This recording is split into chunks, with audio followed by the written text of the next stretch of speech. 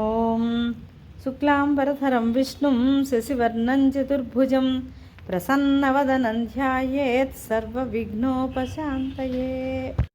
కైలాసాగ్రే కదాచిద్రవిశత విమలే మందిరే రత్నపీఠే సంవిష్టం ధ్యాననిష్టం త్రినయనమభయం సేవితం సిద్ధసంఘైః. దేవీ వామాంగ సంస్థ గిరివరతనయా పార్వతీ భక్తినమ్రా ప్రాహేదం దేవమీశం సకలమలహరం సేవాఖ్యమానందకందం.